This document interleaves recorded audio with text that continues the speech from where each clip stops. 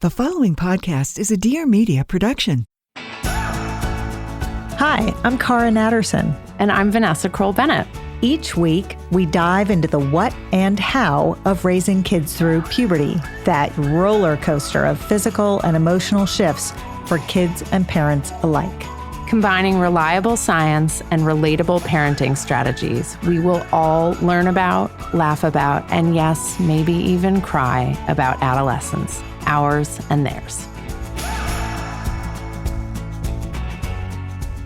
Okay, so let's dive in with one of the biggest questions we both get from parents all the time, which is, when is my daughter going to get her period?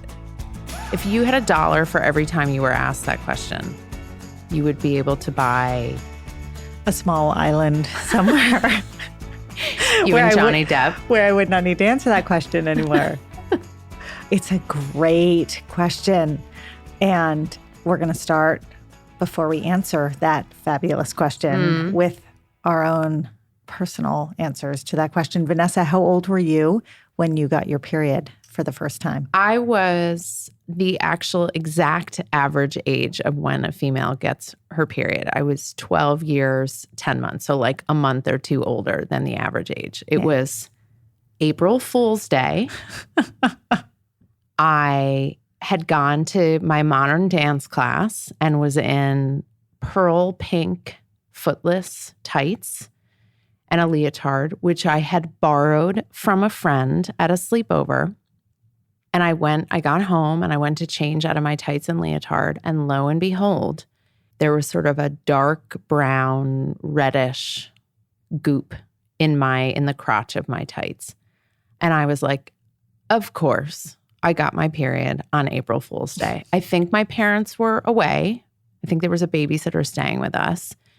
And I don't remember what I did after that. I know that the next time I got my period, or 2 months later, it was June, and I wanted to go swimming. And I had an older sister, and there were tampons in the cabinet. And so I just sort of took out a tampon and put it in. But yeah, so April Fool's Day, 12 years, 10 months, it did not feel like a big deal. I didn't feel like I was waiting to get it. And I didn't feel like I was the only one who had it when I did get it. So how old were you? I think I'm going to beat your story because it was my 14th birthday. Oh, boy. April 9th, 1984. It was the night of the Academy Awards. I live in LA, and that was a thing, right? It was sort of a big deal. Everyone watched the Academy Awards. It was the first time my newly separated parents were coming back together under one roof. They were trying like a reconciliation date night on my birthday, sort of. And I was there with my 3 brothers and my parents, who were very appropriately focused on other things. And Shirley MacLaine is going up to the stage to accept her Oscar for Terms of Endearment. By the way, I cannot tell you one other Oscar winner in history. Ever. But I can tell you that Shirley MacLaine was winning her Oscar, and I was wearing, the Olympics must have been 1984 because— Oh, yeah, in LA. In LA, that's right, because I was wearing my brand new, got it for my birthday, white sweatsuit. Oh, my God. With USA written across the chest. And I thought, something weird is happening. I have 3 brothers. There was no older sister. There were no tampons in any cabinet that I knew of. I mean, I'm sure my mom had something somewhere, but she was a little bit preoccupied with some other stuff. Yeah. You know, and I went to the bathroom and went, well, I'm 14. Everyone else seems to have gotten their period. So I knew what it was, but I was a little at a loss as to what to do. Do you remember if you were like kind of waiting, like wondering when you were going to get your period and why it hadn't come yet? As I have told you before, and I will tell you many times again, the most common phrase uttered in my house was, "You're so flat, the walls are jealous." And therefore, I did not anticipate any of this happening anytime soon. I was on the later side, but I wasn't the last. And so I knew it would come at some point. I just I just didn't know when. And you weren't in a hurry. You weren't feeling stressed or anxious about it. No, I had so much else going on. My parents had just split up. Like, there were other stressors. This had fallen so low on my list. It was just, it was sort of the moment it all happened. I went, this is perfect. This is right. Okay, here we go. So you were aware at the time of how absurd it was that was the moment you got your period? It was absurd. It couldn't have gotten any more absurd. If you had scripted it, it couldn't. I mean, it sounds like a bad movie, the whole thing. There's something deeply cinematic about it. There's really the white tracksuit. I know, really I'm dying. That was the pièce de résistance was my white tracksuit. So that's when we got them. But, whenever people ask me, when is my daughter going to get her period? Really, my very first answer and the most truthful answer is I have no idea. Right. I do not know. And we can walk through, and we should walk through some of the signs and some of the sort of the order of operations of what happens before a period so most people can anticipate it. But at the end of the day, the body is going to do what the body is going to do, and there is no predicting. There is just no predicting. So let's talk about what some of those signs are and what are red herrings and what are true signs. I love when people talk about red herrings and periods. I just find it so God, funny. I didn't even realize. I mean, pun not intended, but pun embraced.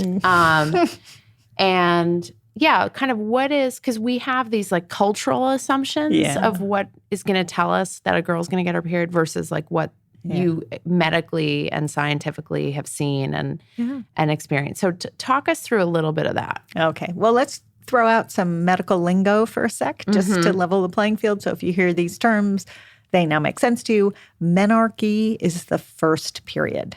So that's the absolute first period. The absolute first, menarche, which until this very moment, I never realized had the word men at the beginning, which I find very funny. But, that's, of course, the root word for all of this. And it's not meant to be man.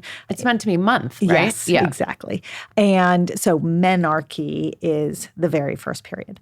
Your menstrual cycle is the time from one period to another, which for many people becomes regular. For some people, never really becomes that regular. And for most girls, at the beginning of having a period is not regular at all. So there's nothing cyclic about a menstrual cycle at the very beginning for a very large number of girls. And how long, like what's the range of days for their cycle? Months. I mean, so I've had kids in my practice who get their period every 2 weeks to start, which is highly annoying. Yeah, that's super annoying. I've had kids who get a period, then 3 months later get a period, then 6 months later get a period, then 2 weeks later get a period. It's just all over the map. There is no rhyme or reason to it. I have had kids who from day one, you can set a clock to it. That was me. They are so regular. Yeah, that was me. I was regular from like the first time I got my period. So it's really different for everyone. But what tends to be fairly similar is the duration of a period. So when someone says, when did you get your period? They're asking, when was the first day of your last period? Because a period can last anywhere from 3 to 7 or 8 days. Right. For younger girls, it is almost always on the longer end. And there are definitely girls who have 9 and 10 and 11-day periods. Why is that? Well, I mean, some of it is just the period itself. So let's get into a little bit of the anatomy. Right. A period is just the shedding of the uterine lining. So the uterus is the organ that sits inside your lower abdomen pelvis area below your belly button. If you clench your fist, it's about the size of your clenched fist. And it sits down low in the pelvis. And inside it, sort of inside your clenched fist, there's a lining. It's a hollow organ. And the lining is made of bloody tissue. And that bloody tissue is built up over the course of a few weeks in order to potentially be able to receive a fertilized egg and have a nice nutritional environment for that fertilized egg to implant and to eventually start to grow into a fetus. Okay, that's sort of the whole plan for the uterus is every single cycle you are preparing for a potential pregnancy. when the uterine lining gets too old and its nutritional value starts to go down, it needs to be shed and a new one is built up. Right. And it's the shedding of the uterine lining that is a menstrual cycle. And that is why when teaching about menstrual cycles and about periods, one of the things that both you and I do all the time is we talk about how it's bleeding that's not like any other bleeding you've ever had, right? It's thick clots and sometimes looks brown and sometimes looks red and it all has to do with the fact that it's tissue that's lining the inside of the uterus. Well, and we like to tell kids because they get worried, like it's not bleeding like you cut your arm bleeding. It's just things that are leaving your body. And one of the things, Sue Steinberg, one of our health and sex educators, does this kind of math equation. And because it's water and it's discharge and it's blood and it's tissue. So she'll say to the girls, what color is water? And they'll say clear. And they'll say, what color is vaginal discharge? And you and I are going to get back to vaginal discharge in a second. What color is vaginal discharge? White. What color is blood? Red. Great. So if you add all those up, what color will that be? Red. And she'll reassure them because they really worry that they are bleeding out as opposed to sloughing off. That's right. Cells. On the other hand, though, you described having this amazing outfit that you were modern dancing in. And you went to— It was pretty great. Right. And I think you probably had a waist strap and maybe shoulder pads. And you took it off. And what did you find with that first period? You found dark brown.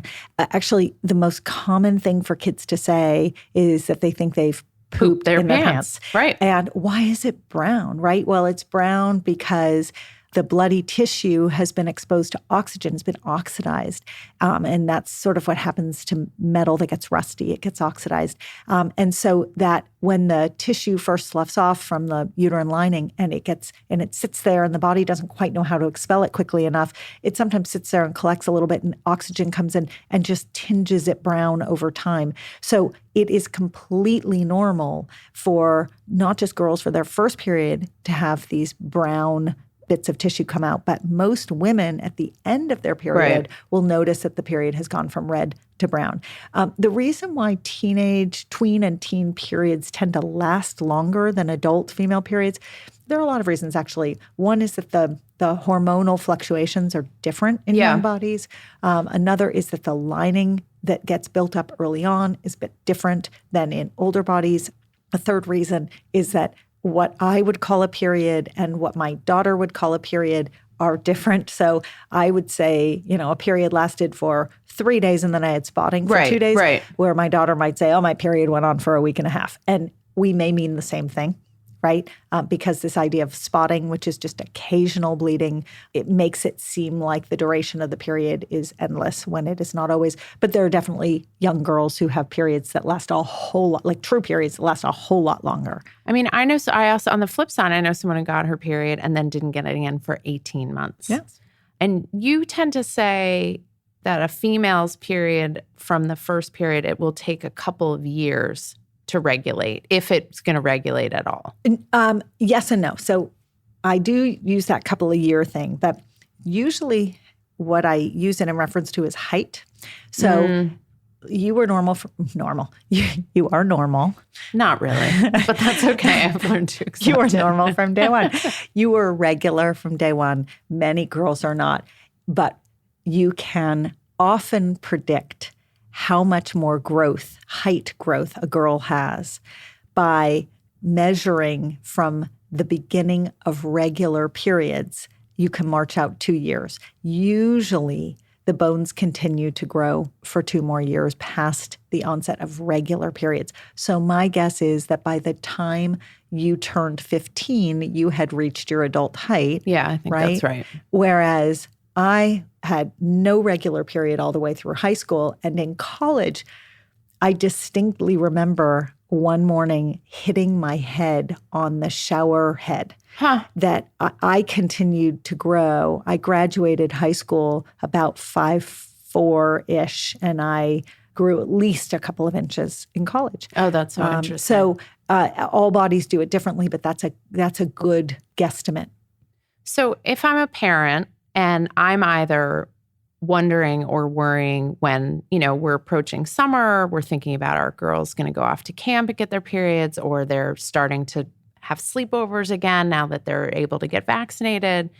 And I want to be prepared. Maybe she's asking me, when am I going to get my period? When am I going to get my period? Or she might be asking it like this, oh God, when am I going to get my period? Right? There's all different ways that question can go.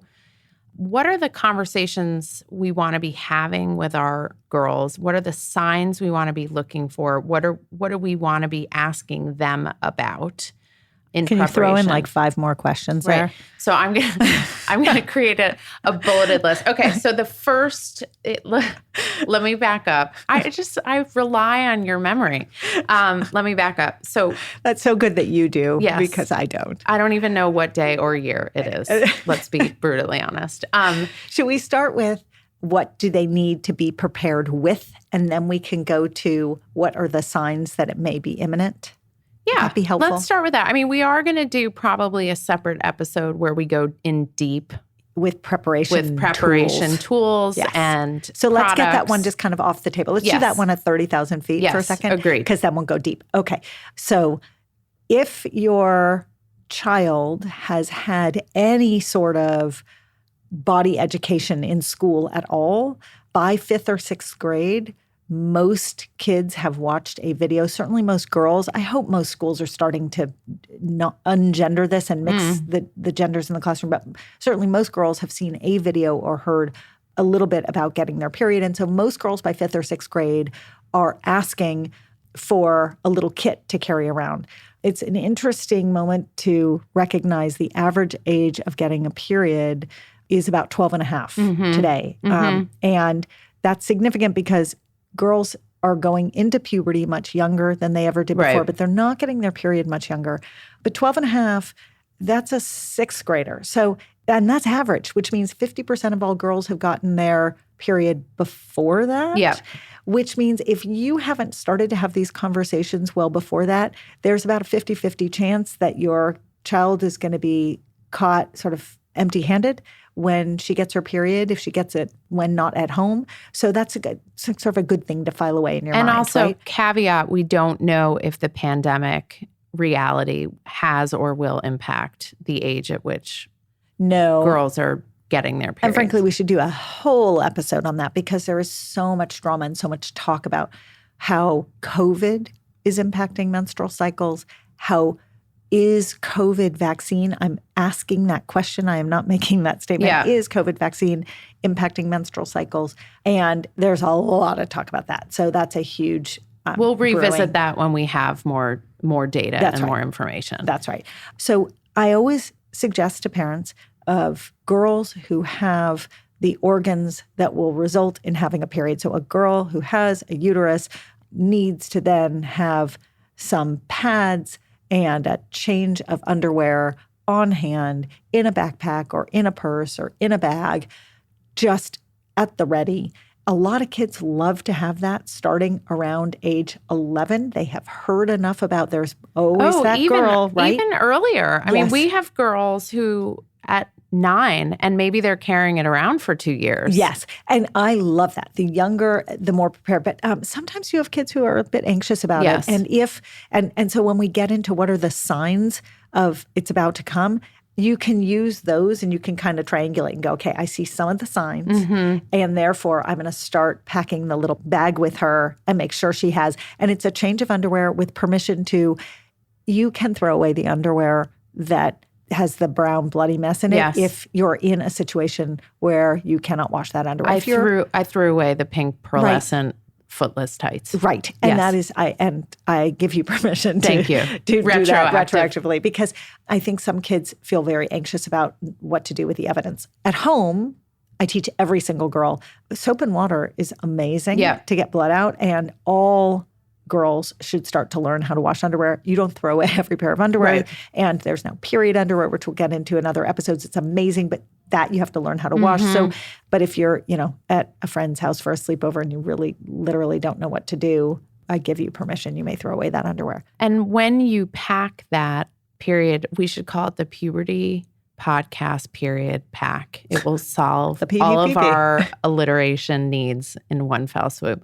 I always say one foul swoop, but it's actually one fell swoop. Yes, but Yes. that was a very funny little Yes, but the misstep PPPP. there. So make sure you don't just pack it for your child. You actually go through what you've put in the period pack and show your kid how to use them. Yes, and your child may have some strong opinions about what goes in there. So I know kids who want an extra pair of shorts in there. Leggings. I know kids, right? Whatever. So tampons are usually a later step. Yeah, I And agree with that. sometimes it's day 2, and sometimes it's year 2, and sometimes it's decade 2, and it's going to be different for everyone, but just pads to start. Yeah, I mean, absolutely most fine. girls I know, unless they have older sisters who are kind of talking them through it, are not immediately comfortable using tampons. And some families are not comfortable having their daughters That's right. use tampons. And That's right. so everyone is going to make that decision for their own family based on their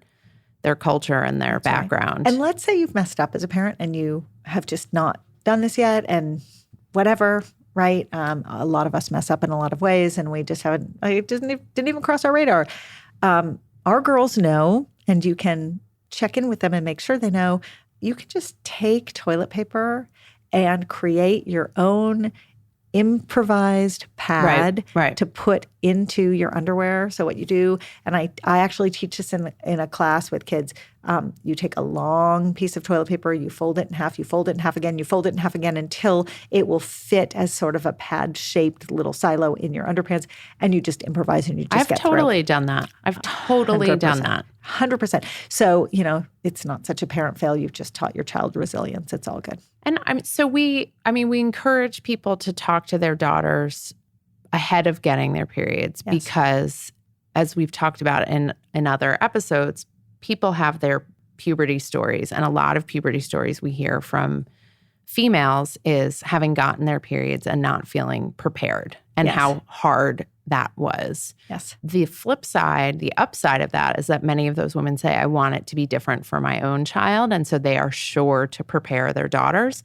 But if you haven't yet, and you're going to tell us about some of the signs that people should be aware of, but if you haven't yet, for those of you listening, you can say, hey, I listened to these 2 women. It's called the Puberty Podcast. And they were talking about preparing for when girls are going to get their periods. And I just thought, you know what? That's something you and I should do together. And you can make it fun. You can go to Duane Reade or Walgreens, or you can go on Amazon or whatever you want and make it inclusive rather than this sort of mysterious thing. That's absolutely right. That's absolutely right.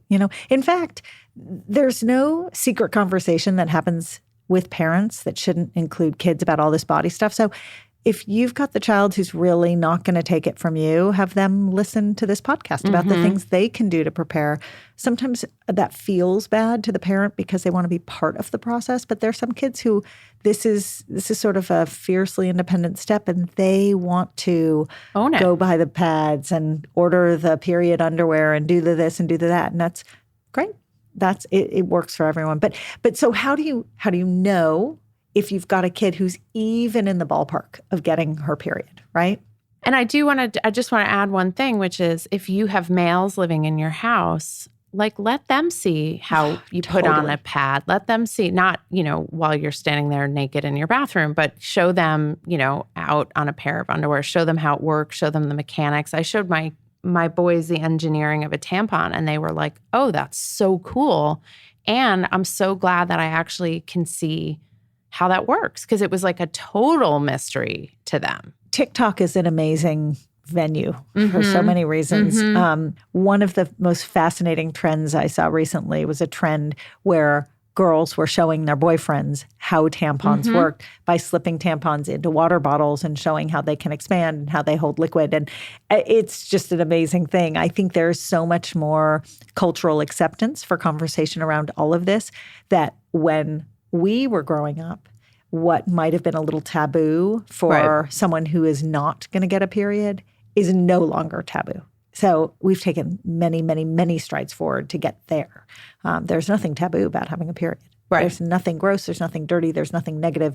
And so why should we not fold our boys into the conversation? It's Totally agree. And I have to say, as a side note, one of my favorite moments in teaching in the classroom about periods in particular is that when I teach about boy puberty and girl puberty, I'm amazed that the most common response I get from boys when they leave the class is, "I'm so glad I'm not a girl," or "I'm so glad I don't have girl physiology." And what I get from the girls is, "I'm so glad I don't have boy physiology." That everyone seems to like knowledge. They are hungry for knowledge. And once they have the knowledge, they're fine with what's going to happen to their body.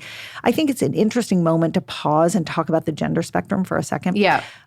Because I'm very careful to talk about what body parts you're born with and then what gender you identify with. This is tricky. And there's a lot written about this at a point when kids are often going through these transformative changes, and particularly at the average age where girls get periods. That is a very common age for kids to identify gender dysphoria. And it's really important to be extraordinarily sensitive to kids who are born with physiology, with body parts that are going to do one thing when their gender identity is in opposition to that. Yeah. And so that is one of the many reasons why I think gendering puberty is a mistake.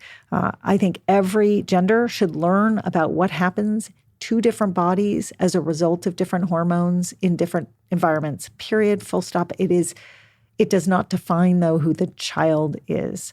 And so let's all take a moment to be really sensitive to the experience that kids are having when their gender identity and their internal organs don't match up. Right.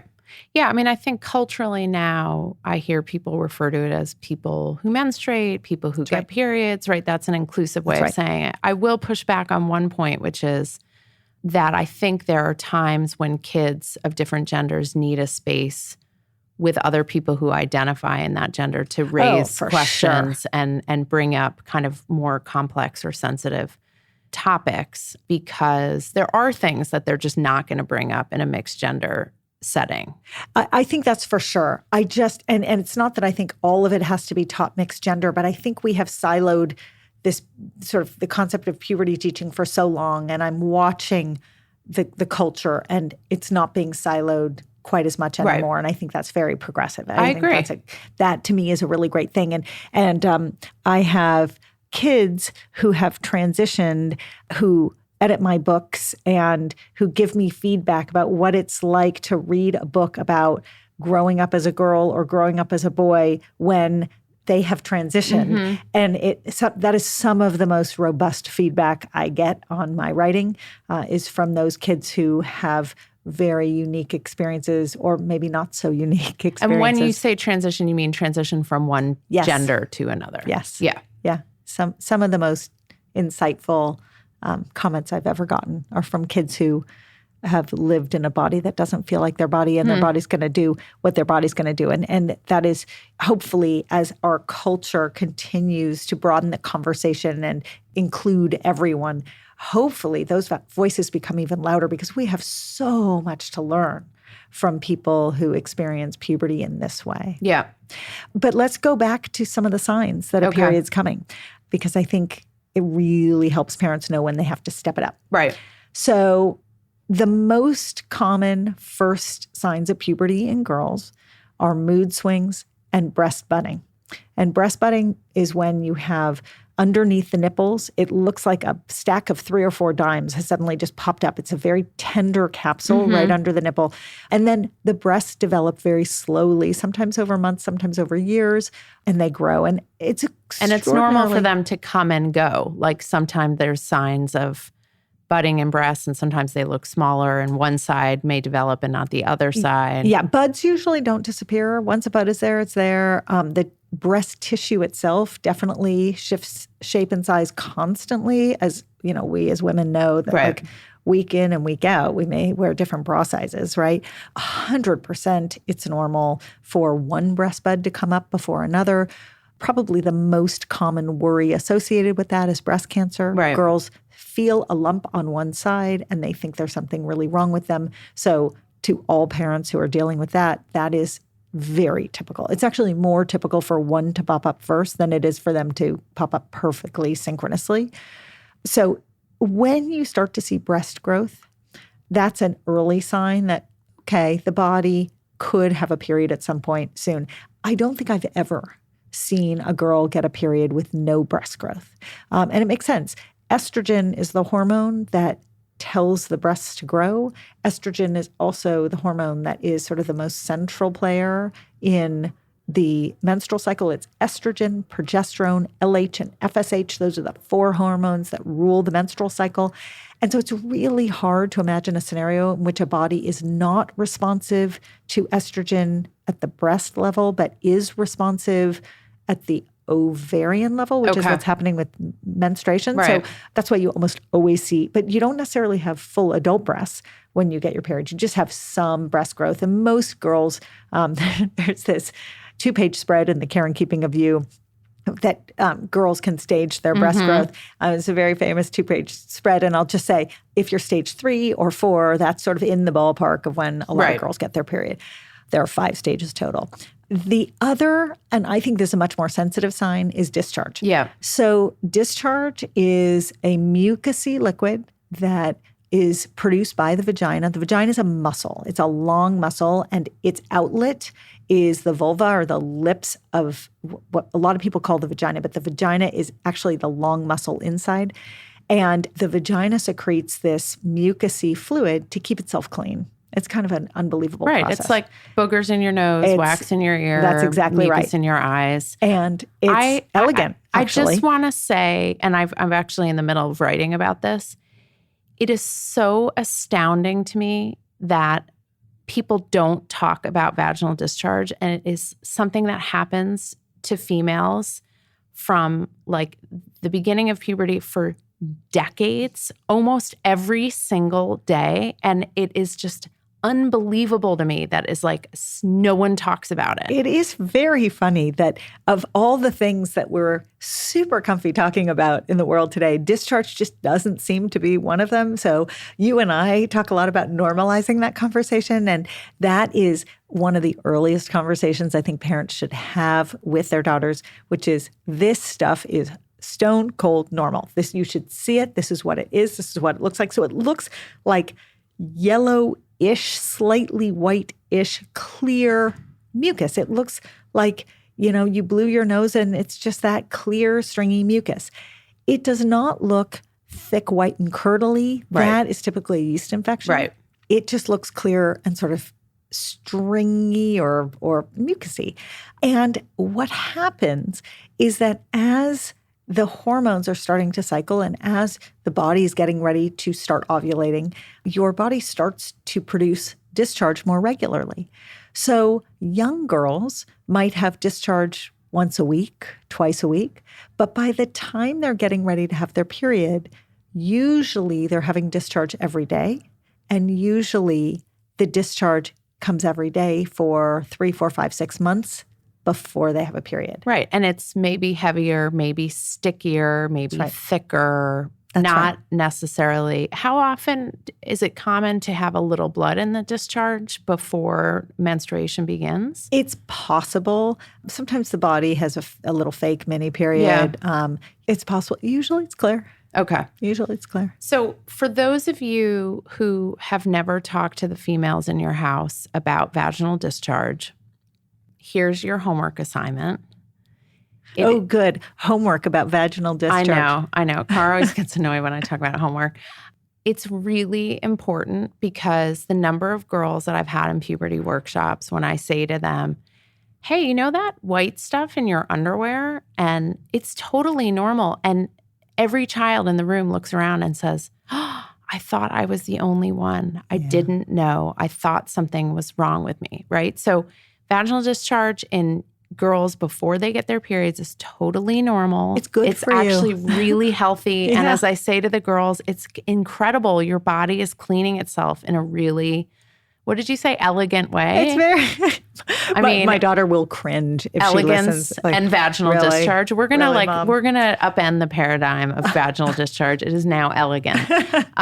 So normalize that. And the other benefit of normalizing it is then you're beginning the conversation with your biological female in your home about vaginal discharge, which means you're opening the conversation to allow to check in and say, hey, I was doing the laundry and I noticed you had more discharge in your underwear, or I noticed your laundry on the floor and I saw that you had more vaginal discharge. I'm sort of curious, like, how much discharge are you having these days? Is it thicker? Is there more of it? Are you having it every day? Right? That's the way to gauge with your child about how close they might be to the period. That's right. And if you are doing the laundry and you have a quiet kid who really doesn't want to talk about it and you're seeing discharge in the underpants every day, that's your cue.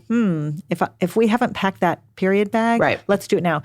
Now, are there girls who have discharge for 2 years, every single day for 2 years before getting a period? You bet. So this is why the ultimate answer to when is my child going to get her period for the first time, I don't know, because the body doesn't read a book. It doesn't follow an exact timeline. So just when you think you're prepared, the body will sometimes throw you a little bit of a curveball, but that's fine. Better to be slightly over-prepared than under-prepared. Is pubic hair or underarm hair another sign that your child's going to get her period? No. Okay. Tell us more about that. No. This is a very important distinction. So hair, pubic hair, underarm hair, is governed by hormones that come from the adrenal glands. The adrenal glands sit on top of the kidneys. It's the same place where stress hormones come from, like cortisol. So Adrenaline. So we call it adrenarche, which is the adrenal hormones that are creating hair growth, right? And the adrenal hormones that do stimulate hair growth are actually distant cousins of testosterone. Huh. Yeah. And every body has all of these hormones, estrogen, progesterone, testosterone. They're just in different balances depending upon what your internal organs are and what your, chromosomal makeup is. If you're XX or XY, will largely determine your relative levels of testosterone, estrogen, progesterone. And then, by the way, your ovaries make estrogen and progesterone. Right. Your testicles make testosterone, but there's some conversion of those hormones in body fat. So you can actually have one hormone flip into another hormone inside the body fat. Oh, that's interesting. I never knew that. Yeah. So it's called peripheral conversion. But the adrenal androgens that cause underarm hair and pubic hair have nothing to do with stimulating your ovaries to ovulate, which is the key to menstruation. So yes, most kids who are in puberty tend to develop pubic hair, but pubic hair is neither necessary nor sufficient for a period. What about weight gain? So this concept of peripheral conversion is pretty interesting because what it does is it shifts the relative balance of some of the hormones in the body, which is why some girls who carry extra weight may have more hormone load, and some boys who carry extra weight may have more hormone load. But the hormone load, it's a funny thing. The peripheral conversion goes in one direction. So what it means, a lot of people believe that heavier girls who carry more body weight are more likely to enter puberty earlier and possibly even get a period earlier because the conversion goes towards estrogen. Okay. But for boys who carry more body weight, if the conversion goes towards estrogen, that offsets their testosterone a little bit, and they may actually have later puberty. It's a very interesting topic, and tons of data is being collected now. And I think we'll start to see a lot more come out.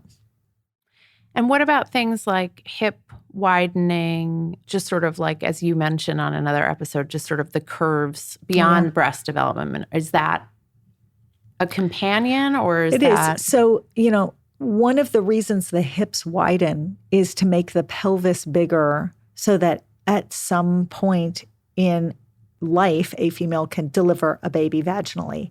So it's very much a part of reproductive maturation.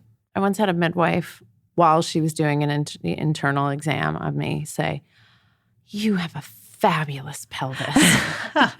And I was like, thanks. It makes it really hard to buy jeans, but I'm glad while you're up in there, you are impressed with my pelvis. You took that compliment very seriously when you had 4 children. I did. I was like, all right, well, let me get it. Let me put it to work then, my fabulous pelvis. So this is why it's, hip widening is very much a part of the pubertal process, but it's later. Most girls do not develop an hourglass, sort of more of an hourglass shape early in puberty. They tend to become wider in the hips later in puberty, but that said, everyone does it differently. I've seen girls change so many ways. One of the best predictors is a girl who is built physiologically. She's plumbed internally and looks externally like her biological mother. That girl can often predict when she's going to get her period based upon when her mother got her period. Yeah.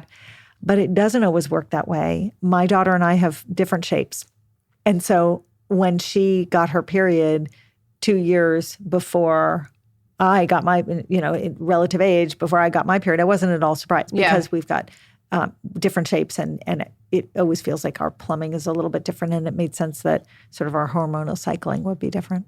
So if you have told your child, I got my period at 12 and a half, so you're going to get your period at 12 and a half, it's probably a good idea to circle back with your child and say, I thought this was the accurate information, but I've recently learned that it's not necessarily the case that a biological child, female, will get her period the same time as her biological mother. Yeah. What you can say is it's as good a guess as any. Right. But it doesn't really predict anything. So that takes us to our getting practical about puberty. You mentioned something earlier, and I want to go back to that, which is if someone asks you, when is my kid going to get her period? You said, I don't know. I don't know. And so what is your advice to adults when their kid comes to them, or when they themselves are worrying about when their kid is going to get their period? What do they need to kind of hold on to in this moment? Yeah. It's not that getting your first period is a nothing burger, because it's not.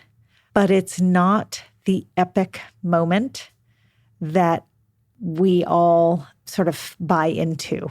It's a big deal, don't get me wrong. And there are lots of cultures that celebrate it in awesome ways and funny and bizarro ways. And, there's a lot of there. And we, at the top of this podcast, could tell our first period stories without batting an eye, right? So it's a big moment, but it's not the be-all and end-all.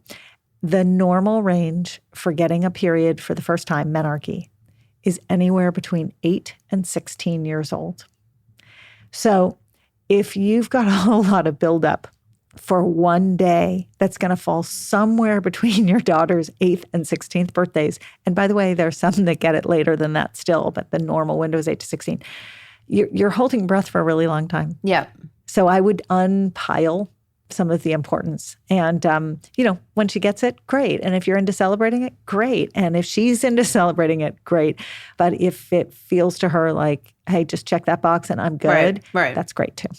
Yeah. I mean, I think by talking about it, by preparing, by making it a conversation in our homes amongst people of all gender, it kind of takes the negative power away from it. It takes the weight, not the WAIT, but the WEIGHT away from it. And so it normalizes it. And it also helps us have information so we can prepare our kids. So it's not a shock. It's not a surprise. It's just in the normal course of things. I think I just managed to get 4 puns into those. That was so impressive. 5 sentences. That's sort of stunning. I think I've spent too much time on you. You're rubbing off on me. I am just going to say, at the end of the day, it's not the conversation about the first period. It's conversations about periods 100%. And making sure your daughter, once she gets her period, can come to you if something is irregular and she's worried about it. She's bleeding a ton and she's nervous. She's not bleeding at all. She's following her cycle on an app and she thinks her cycle is too short or too long. Again, like everything else in puberty, it's 5 million talks. It's a long road. Yeah, and you're not off the hook after the first time because they're going to use different products. They're going to have different feelings. They may not have cramps at the beginning and then they get cramps. So we will do an episode totally devoted to menstrual care products, Period merch. how to handle different challenges, all of those things. But the takeaway for today is really just to start talking about it or to raise the question with your kid about her vaginal discharge. Yeah. And Whether you're a mom or a dad, no matter what, it is totally normal. grandparent, friend. Oh my God. I'd love to hear my dad say vaginal discharge. Let's do an episode on that. Oh my God. Should we bring him in here? That would be amazing. That would be amazing. I might have to actually compensate him for that in ice cream. It would be phenomenal. And I think that's a perfect place to land is, boy, there are generational differences in all of this. And aren't our kids lucky to be growing up in a world where we can actually talk about it freely? Yep. That's amazing. Totally agree.